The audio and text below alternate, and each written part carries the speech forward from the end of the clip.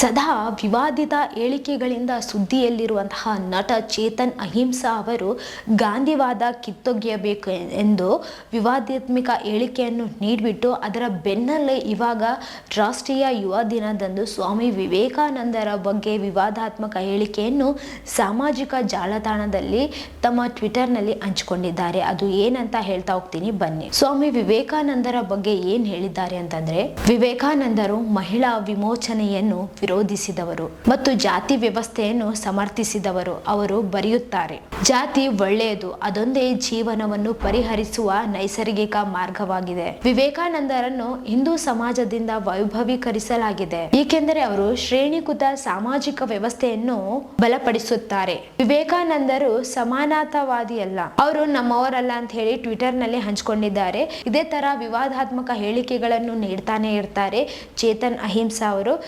ನಿಮ್ಗೆ ಈ ವಿಡಿಯೋ ಬಗ್ಗೆ ಏನು ಅನಿಸಿತ್ತು ಅಂತ ಹೇಳಿ ಕಮೆಂಟ್ನಾಗ ತಿಳಿಸ್ರಿ. ಇದೇ ಥರ ಮತ್ತಷ್ಟು ವಿಡಿಯೋಸ್ಗಾಗಿ ನಮ್ಮ ಚಾನಲನ್ನು ಲೈಕ್ ಮಾಡಿ, ಶೇರ್ ಮಾಡಿ, ಸಬ್ಸ್ಕ್ರೈಬ್ ಆಗಿ. Thank you.